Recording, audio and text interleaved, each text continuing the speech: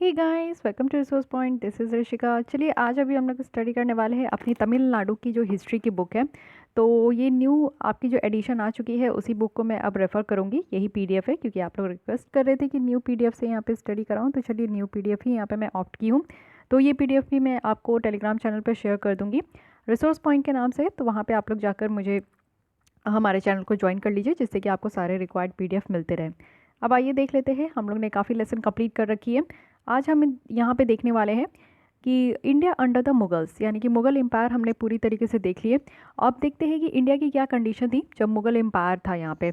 तो each and every point detail में देखने वाले, काफ़ी इंटरेस्टिंग इन्फॉर्मेटिव लेसन होने वाली है। प्रीवियस लेसन को देखने के लिए बस आपको एक काम करनी है, इस चैनल को सब्सक्राइब करना है और प्लेलिस्ट में आकर आप लोग स्टार्टिंग से देख सकते हो।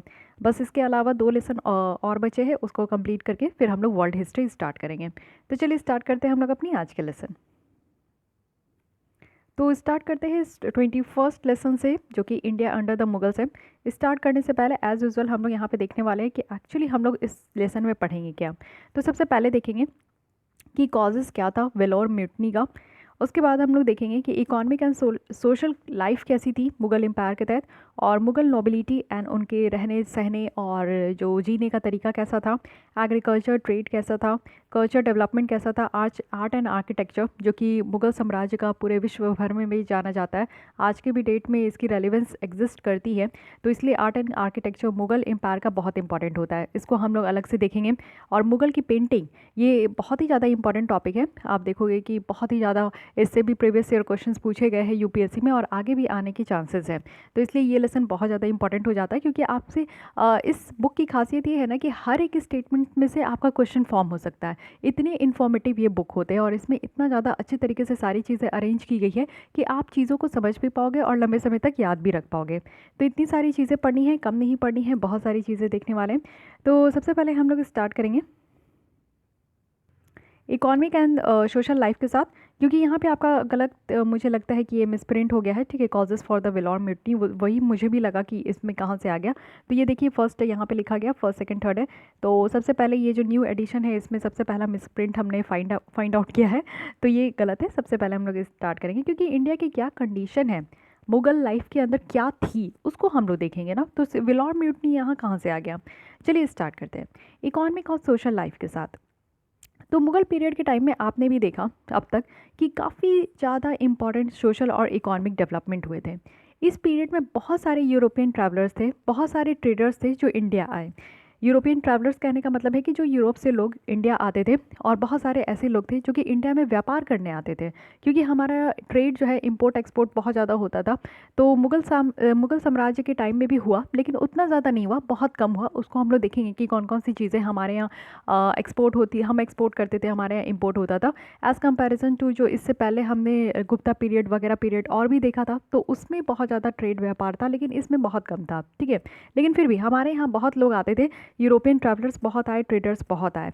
साथ ही आप देखोगे कि उनके द्वारा काफ़ी इन्फॉर्मेशन भी दिया गया, यानी कि हमारे इंडिया में सोशियो इकोनॉमिक कंडीशन कैसा था उस समय, ये सारे लोग कौन देते थे। जैसे आप देखो कि विजयनगर के बारे में और हर चीज़ के बारे में हमें कहाँ से पता चला। तो जितने भी ट्रैवलर्स जो घूमने आते थे वो अपने कहीं ना कहीं इंस्क्रिप्शन में लिखे, कहीं ना कहीं अपने बुक में लिखे, उससे पता चला कि हमारे इंडिया का उस समय सामाजिक जो कंडीशन था वो क्या था, आर्थिक कंडीशन कैसा था। ये सारी चीज़ें हमें जो है ना किसी ट्रैवलर्स के बुक से ही पता चला। तो वैसे ही जैसे यूरोपियन ट्रैवलर्स भी आए, ट्रेडर्स भी आए इंडिया में ट्रेड करने के लिए, तो उन्होंने उस समय जो हमारा कंडीशन था उसके बारे में उन्होंने बताया। इन जनरल वो बताते थे कि इंडिया बहुत ही ज़्यादा धनी देश है। ऑब्वियस है, हमारे यहाँ इतना ज़्यादा रिच प्रॉपर्टी था। आज की डेट में हम इतने मुश्किल से जूझ रहे हैं। एक जगह आप देखोगे कि भुखमरी में हमारी इतनी बेइज्जती होती है कि हम अपने neighbouring country even Pakistan Bangladesh से भी नीचे है। और एक जगह गरीबी जिसको आज तक हमने टैकल ही नहीं कर पाया, अनएम्प्लॉयमेंट की रेशियो बहुत ज़्यादा है। तो प्रॉब्लम्स हमारे कंट्री में आज की डेट में नंबर्स है, लेकिन एक समय ऐसा था कि हम धनी देश थे, हमारी जीडीपी इतना ज़्यादा थी कि वहाँ तक पहुँचने के लिए चाइना और यूएसए को भी ना सोचना पड़ रहा होगा। आज हमसे जो है चाइना यूएसए इतना ऊपर है, लेकिन एक समय हम सबसे ऊपर थे। तो इसलिए तो हमारे यहाँ जो ब्रिटिशर आए तो उनकी आंख जो है फटी की फटी रह गई कि यहाँ पे इतना अच्छा अच्छा मसाले मिलते हैं, यहाँ पे इतनी सारी चीज़ें हैं, इतना वैरायटी ऑफ क्रॉप्स को कल्टीवेट किया जाता है, इतनी अच्छी वेदर है, इतना अच्छा सॉइल फर्टिलिटी है, लोग इतने अच्छे, लोग इतना ज़्यादा हार्ड वर्क करते हैं। तो ये सारी चीज़ें कहाँ आपको देखने को मिलेगा? इंडिया में देखने को मिलेगा। तो one of the most wealth and prosperous country थी हमारी। लग्जीरियस लाइफ थे, बहुत सारे क्लासेस ऑफ पीपल थे, जैसे कि हमारे यहाँ उस समय भी कास्ट सिस्टम था, ब्राह्मण क्षत्रिय वैश्य शूद्र। तो जो अपर क्लास के लोग थे वो बहुत ही अच्छा एक लग्जीरियस लाइफ जीते थे, राजा महाराजाओं जैसा आप देखते हो, तो वो लोग वैसे ही लाइफ जीते थे। उसी के साथ साथ अलग तरीके से देखें तो पोवर्टी भी था, और कुछ ऑर्डिनरी पर्सन जैसे कि आप देखो कि जो पीजेंट थे, आर्टिशन थे, इनकी बद से बदतर भी हालत थी। क्योंकि आप लोग देखो आज के भी डेट में हमारे किसान भाई वैसे ही हैं जो उस समय भी था। तो कंडीशन ज़्यादा चेंज नहीं हुआ है। तो ये सारी चीज़ों के बारे में बताया गया। तो ऐसा हमारा इकोनॉमिक और सोशल लाइफ था। मुग़ल नोबिलिटी के बारे में बात करें, नोबल पर्सन जो कि बहुत ही ज्ञानी लोग होते थे, बहुत ही ज़्यादा जो है आध्यात्मिक होते थे, किसी चीज़ में उनको महारत हासिल था, कुछ भी काम करते थे तो वो उसमें जो है तह तक जाकर करते थे, कुछ भी नॉलेज वो गेन करते थे तो पूरी तरीके से गेन करते थे। आज की डेट में नहीं कि बच्चे बस पढ़ते हैं तो एग्ज़ाम क्लियर करने के लिए पढ़ते हैं, बस उतने ही नॉलेज देखना चाहते हैं जितना वो उससे एग्ज़ाम क्लियर हो जाए। भैया पढ़ो तो ऐसा पढ़ो कि आपकी सोच भी बदले, आपका जो मैनर्स है वो अच्छा हो जाए, आपकी पर्सनालिटी ग्रूम हो जाए। ऐसा पढ़ाई करो जिससे कि आप चार लोगों को ना एक अवेयरनेस पॉइंट ऑफ व्यू से चीज़ें समझा सको, बता सको। ये नहीं कि बस रट्टा मारे, एग्ज़ाम क्लियर के हो गया काम, कहानी ख़त्म। ये नहीं करना है, इससे हमारा तरक्की कभी नहीं हो सकता, ना हमारा, ना हमारे समाज का, ना हमारे देश का।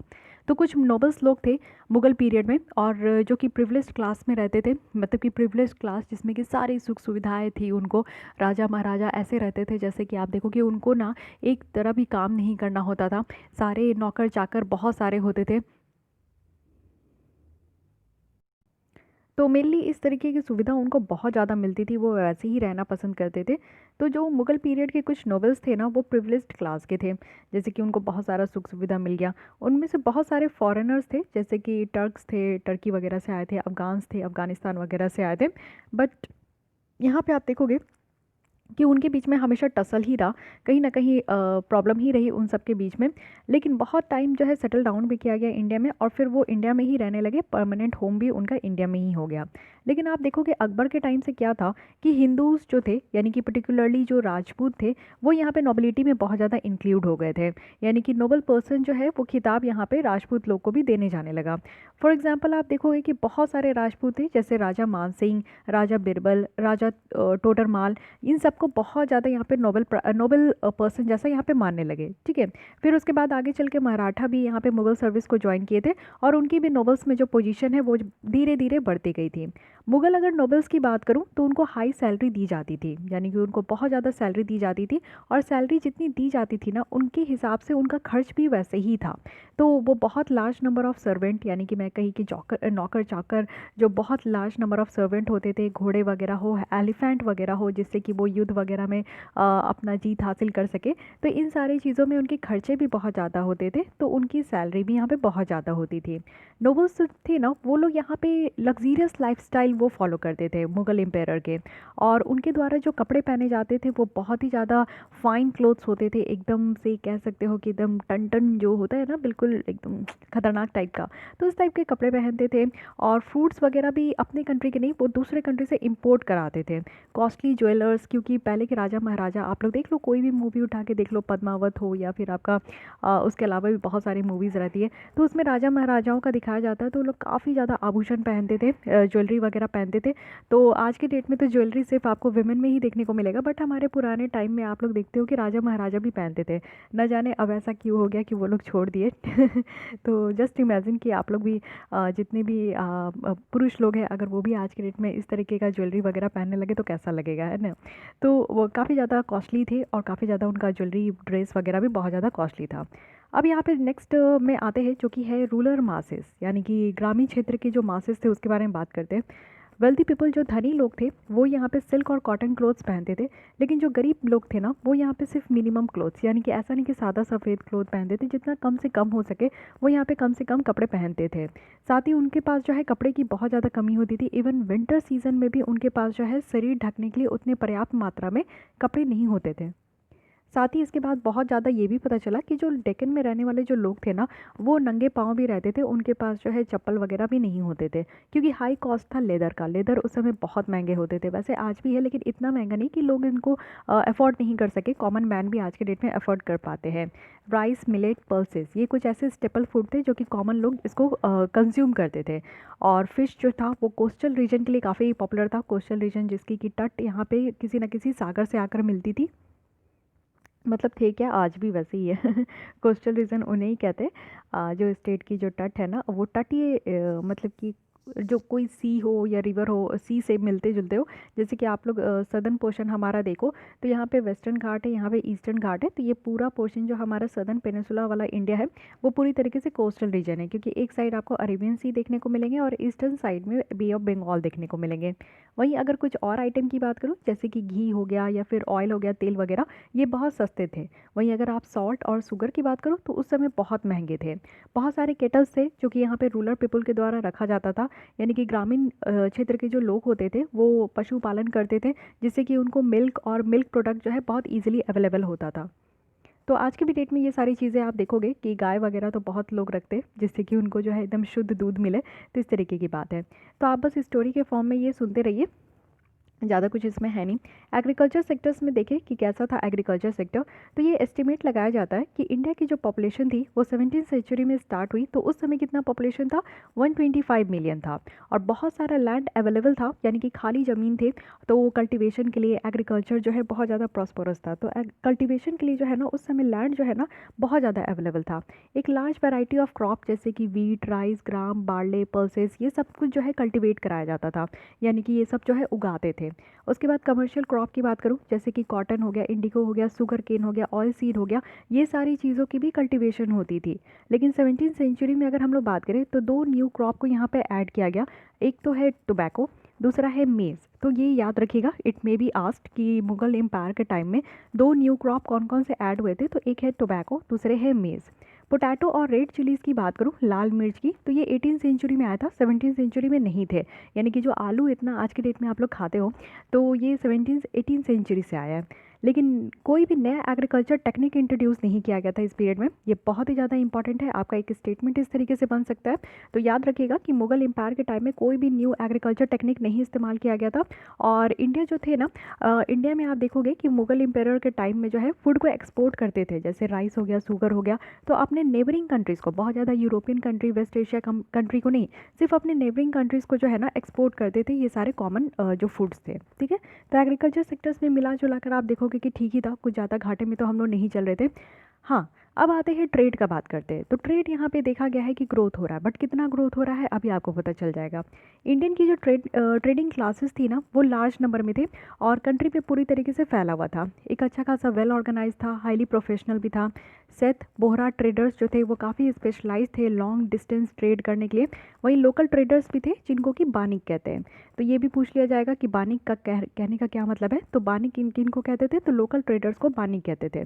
साथ ही कुछ और भी अदर क्लास ऑफ ट्रेडर्स थे जिनको कि बंजारास भी कहते थे। तो ये दो है जो कि यहाँ पे ट्रेडर्स का नाम है। ठीक है, बंजारास क्या करते थे ना कि सामान लेकर वो लॉन्ग डिस्टेंस तक जाते थे, और वो भी बैक ऑफ ऑक्सन में। जैसे कि आप लोग देखते हो कि बैल बोलते हैं ना, जो आपका खेत जोतने में भी बहुत ज़्यादा हेल्पफुल होते हैं।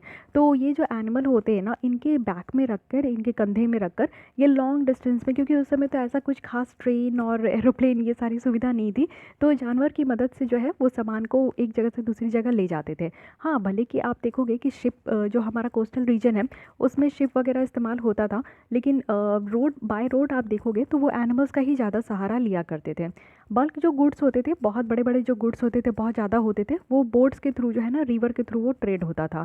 ट्रेडिंग कम्युनिटी की अगर बात करें तो वो ऐसा नहीं है कि कोई कास्ट या फिर पर्टिकुलर रिलीजन से वो मिले होते थे। वो कोई भी लोग होते थे जो कि इस तरीके का ट्रेड में, व्यापार में वो साथ देते थे। मेनली आप देखोगे कि गुजराती मर्चेंट, जिसमें कि हिंदू, जैन, मुस्लिम सबको इंक्लूड थे। साथ ही साथ अगर हम लोग बात करें तो यहाँ पे राजस्थान, ओसवाल, महेश्वरीस और अग्रवाल, ये लोग को नहीं यहाँ पे मरवारीस कहते थे। तो मरवारी जो कि आज की भी डेट में ये कम्युनिटी है, तो ये कहाँ के लोग हैं, तो ये आप देखो राजस्थान, ओसवाल, महेश्वरी और अग्रवाल। ठीक है, वहीं अगर हम लोग देखें मुल्तानीज़, खातरीज़, अफ़गानिस तो ये सब भी जो है ना सेंट्रल एशिया के साथ बहुत ज़्यादा ट्रेड करते थे। साउथ एशिया की बात करें तो क्षेतीस थे कोरोमंडल कोस्ट में, और मुस्लिम मर्चेंट थे जो कि मालाबार में थे। ये काफ़ी इंपॉर्टेंट ट्रेडिंग कम्युनिटी थे, तो ये दोनों भी याद रखिएगा, अगेन वेरी इंपॉर्टेंट। ये देखिए तमिलनाडु वाले साइड में आपको कोरोमंडल कोस्ट देखने को मिलेगा, जिसको कि यहाँ पे आप लोग देखो कि कौन यहाँ पे कंडक्ट कर रहा था, तो क्षेतीस थे कोरोमंडल कोस्ट में, ठीक है। और केरल वाले रीजन में आप देखोगे वेस्टर्न साइड में, तो ये है मालाबार कोस्ट। तो मालाबार कोस्ट में कौन थे, तो मुस्लिम मर्चेंट थे। तो ये दोनों काफ़ी इंपॉर्टेंट दो आपको ट्रेडिंग कम्युनिटी देखने को मिलेगी मुगल एम्पायर के टाइम में, तो इसको ध्यान रखिएगा। बाद में यहाँ पे और भी ज़्यादा एक्सपेंड हुआ। बंगाल की बात करें तो वो यहाँ पे शुगर, राइस, ये सारी चीज़ जो है ना वो एक्सपोर्ट करते थे। और कोरोमंडल कोस्ट की बात करें तो ये एक सेंटर ऑफ टेक्सटाइल प्रोडक्शन के लिए बहुत ज़्यादा बन चुका था, और फॉरेन गुड्स जो हमारे कंट्री में इंटर होता था। देखिए कोरोमंडल कोस्ट और मालाबार कोस्ट बहुत ज़्यादा इस्तेमाल होता था। तो कोरोमंडल कोस्ट में आप स्टेट याद रखिए तमिलनाडु है, मालाबार कोस्ट में केरल है। तो ये दोनों कोस्ट बहुत ज़्यादा इस्तेमाल होता था। ये दोनों स्टेट्स जो है ना दूसरे कंट्री में हमारे सामान जाते थे। बट बात आता है कि हमारे सामान जो है दूसरे कंट्री से हमारे कंट्री में सामान आते कहाँ थे, तो वो मेनली गुजरात वाले एरिया में आते थे, ठीक है। तो यहाँ पे आते थे, लेकिन यहाँ से जाते थे, तो ये ध्यान रखना है। साथ ही आप लोग देखो कि मेजर इंपोर्ट क्या होता था इंडिया में, तो क्या हम लोग लाते थे, टीन हो गया, कॉपर हो गया, और युद्ध में लड़ने वाले जो घोड़े होते थे, कुछ लग्जरी आइटम्स जैसे कि हाथी के दांत वगैरह, तो ये सारी चीज़ें हम लोग मंगाते भी थे। तो बैलेंस ऑफ जो ट्रेड था वो यहाँ पे मेंटेन हो जाता था। बैलेंस ऑफ ट्रेड कहने का मतलब है कि एक कंट्री कितना एक्सपोर्ट कर रही है और वो कितना इंपोर्ट कर रही है, यानी कि हमारे कंट्री से कितना सामान बाहर जा रहा है और बाहर कंट्री से, फॉरेन कंट्री से कितना सामान हमारे अंदर आ रहा है, ये दोनों को मिलाकर जो है हम लोग यहाँ पे बैलेंस ऑफ ट्रेड कहते हैं। तो हम लोग कुछ एक्सपोर्ट करते थे तो इम्पोर्ट भी कर लेते थे, और इम्पोर्ट करने में हम लोग इतने लग्जरी आइटम इम्पोर्ट करते थे, तो हम लोग भाई एक्सपोर्ट भी करते थे लग्जरी आइटम, ठीक है।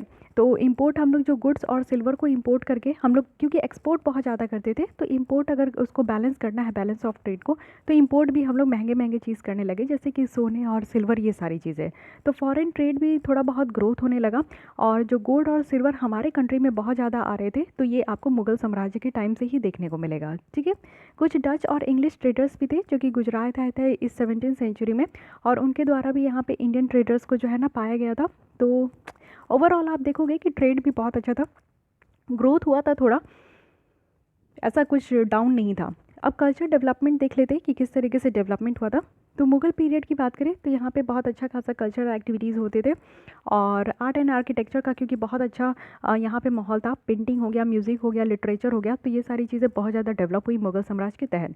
तो मोस्ट इंपॉर्टेंट यहाँ पे आर्ट एंड आर्किटेक्चर देखेंगे, कुछ तो क्वेश्चंस यहाँ पे डायरेक्टली बन जाते हैं, तो ध्यान से सुनिएगा।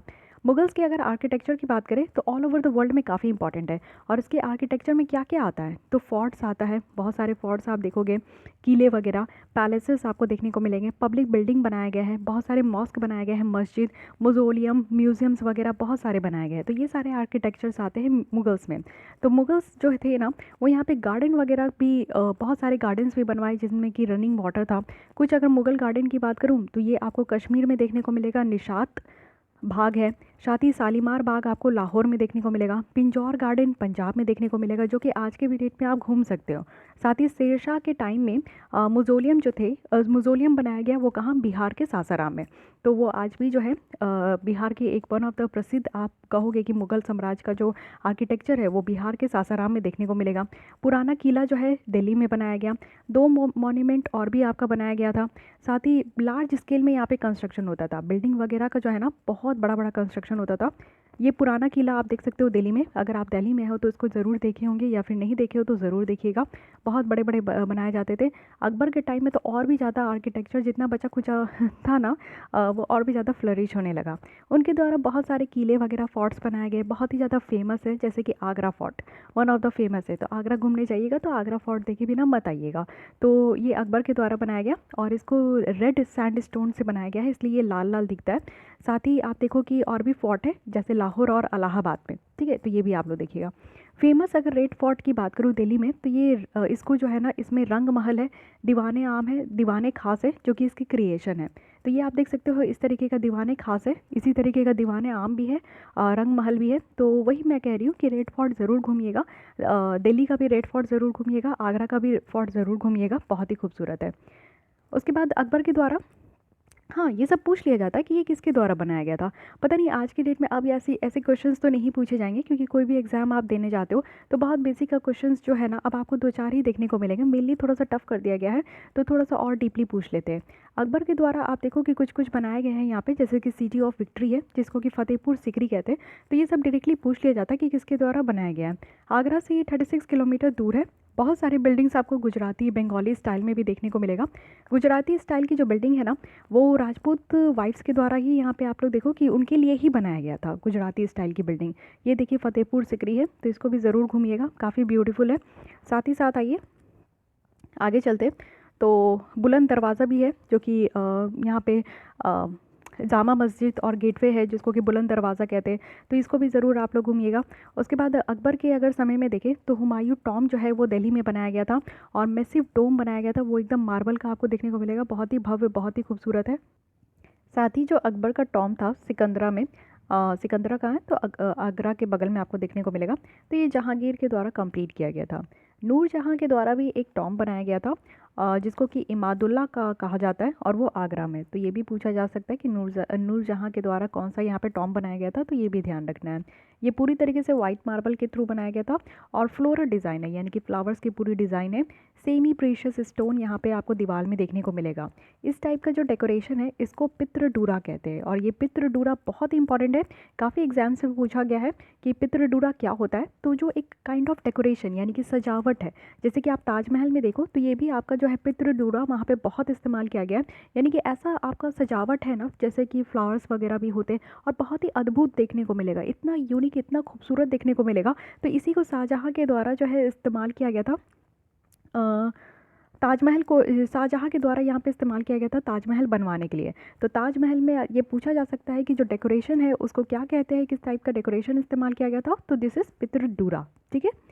और इसमें सारे आर्किटेक्चर फॉर्म है जो कि मुगल्स के द्वारा यहाँ पे आपका डेवलप किया गया था।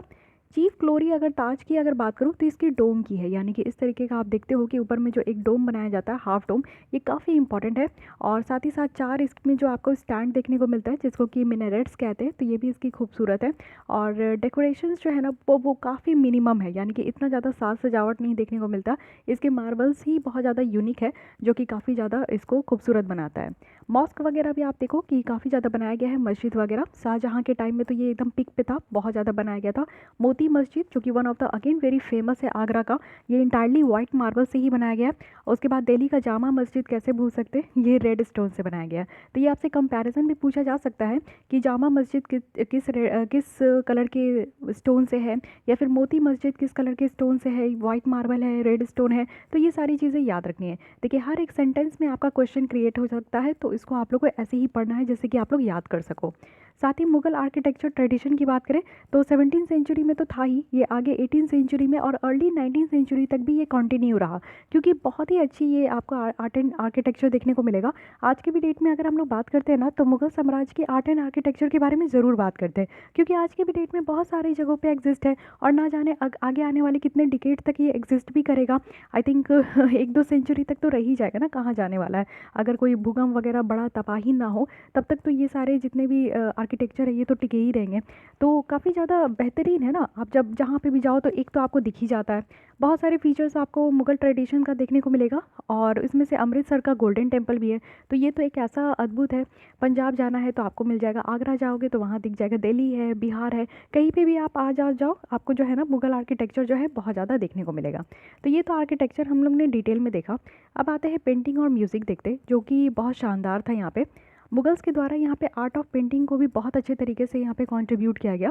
मुगल पेंटिंग की जो कंट्रीब्यूशन है ना, वो यहाँ पे हुमायूं के द्वारा स्टार्ट किया गया था। और साथ ही साथ यहाँ पे 2 पेंटर्स थे, मीर सैयद अली और अब्दुल सम्माद। तो ये दोनों नाम याद रखना है, काफ़ी इंपॉर्टेंट है आगे। और 2 पेंटर्स काफ़ी फेमस हुए थे अकबर के इस टाइम पे। अकबर के द्वारा यहाँ पे बहुत ज़्यादा कमीशन भी किया गया था, यानी कि बहुत सारे लिटरेरी और जो रिलीजियस टेक्स्ट थे उसको भी कमीशन करते थे। यानी कि उसको भी यहाँ पे बढ़ावा देते थे। तो ये सारी चीज़ें याद रखना है। जैसे कि मुगल्स का आप जेम्स स्टोन पेंटिंग आप देख सकते हो। जेम्स स्टोन कहने का मतलब है कि जो कलरफुल पत्थर नहीं होते, जब आप सीज़ में जाते हो, यानी कि बाहर जब समुद्र किनारे जाओगे तो आपको बहुत ही खूबसूरत खूबसूरत पत्थर देखने को मिलेंगे, या फिर एक्वेरियम में भी आप देख सकते हो बहुत जो कलरफुल जो स्टोन्स होते हैं। तो उस तरीके का जेम्स स्टोन, यानी कि एकदम से महंगा महंगा जो पत्थर होते थे, उससे यहाँ पे पेंटिंग बनाया जाता था। तो आप समझ सकते हो कितना खूबसूरत लगेगा। ऊपर से आप यहाँ पे देखो, जो महाभारत रामायण है वो सब यहाँ पे जो आपका मिनिएचर फॉर्म में ये प्रोड्यूस्ड हुआ है, वो यहीं पे मुगल साम्राज्य के टाइम में ही हुआ है। साथ ही साथ अगर हम लोग देखें, उसके अलावा अकबरनामा की भी आप बात करो तो ये भी बहुत ही ज़्यादा इंपॉर्टेंट थीम था मुगल पेंटिंग का। मोस्ट इंपॉर्टेंट काम आप देखोगे हमजनामा, ठीक है, जिसमें कि 1200 पेंटिंग है। इंडियन कलर्स है, जैसे कि पीकॉक ब्लू और इंडियन रेड है, जो कि यहाँ पे इस्तेमाल होना स्टार्ट हुआ था। तो ये सारी चीज़ें आपको हमजनामा में देखने को मिलेगा। बहुत ही इंपॉर्टेंट है हमजनामा, ये डायरेक्टली आपसे पूछा जा सकता है कि ये क्या है। तो ये 1200 पेंटिंग का ये संग्रह है, ठीक है। तो ये सारी तो बातें हैं। इसके अलावा आप देखो कि मुगल पेंटिंग अपने क्लाइमेक्स में पहुंचा था, यानी कि टॉप में, वो भी जहांगीर के टाइम में। यहाँ पे नंबर ऑफ पेंटर्स को जो है ना एम्प्लॉयड भी किया गया था, यानी कि काफ़ी ज़्यादा जो है एम्प्लॉयमेंट में मिला था। जैसे कि अबुल हसन, बिशान दास, मधु, ये सारे कुछ नाम जो है ना हल्का फुल्का याद रखना है। ऐसा नहीं है कि एकदम रट्टा ही मार के बैठ जाना है, क्या पता कभी भी कैसे भी क्वेश्चंस पूछ लिया जाए। इस पेंटिंग के अलावा इस पेंटिंग में आपको देखने को मिलेगा कि हंटिंग का सीन होता था, यानी कि उस समय जो हंटिंग करते थे, जानवरों को मारते थे, बैटल्स वगैरह, रॉयल कोर्ट, प्रोग्रेस, ये सारी चीज़ों को जो है ना पेंटिंग में दर्शाया जाता था। और एनिमल्स की भी पेंटिंग बहुत ज़्यादा प्रचलित में थी उस टाइम में। म्यूज़िक भी एक समय आप देखोगे कि मुगल्स में बहुत ही ज़्यादा डेवलप हुआ। अकबर तो यहाँ पे जो थे वो तानसेन को बहुत ज़्यादा पैट्रोनाइज़ करते थे। तानसेन बहुत सारे राग्स में यहाँ पे कंपोज़ किया करते थे। जहांगीर, शाहजहाँ, वो भी यहाँ पे म्यूज़िक के बहुत बड़े शौकीन थे। अब यहाँ पे लैंग्वेज और लिटरेचर की बात करें तो ये भी यहाँ पे इसमें भी पीछे नहीं था मुग़ल साम्राज्य। पर्शियन लैंग्वेज जो थे वो मुग़ल साम्राज्य में अकबर के टाइम में बहुत ज़्यादा स्प्रेड हुआ था। अबू फजल जो थे वो ग्रेट स्कॉलर थे, हिस्टोरियन भी थे, वो भी हिस्ट्री इस पीरियड के। और साथ ही साथ यहाँ पे आप देखो कि एन अकबरी और अकबरनामा, ये इसके ऑथर कौन है, तो अबुल फजल है। तो ये याद रखना है कि अबुल फजल जो है उनके द्वारा लिखा गया था एन अकबरी और अकबरनामा। लीडिंग पोएट थे इस समय। और जो महाभारत का ट्रांसलेशन भी किया गया था पर्शियन लैंग्वेज में, वो भी इन्हीं के द्वारा इन्हीं के सुपरविजन में किया गया था।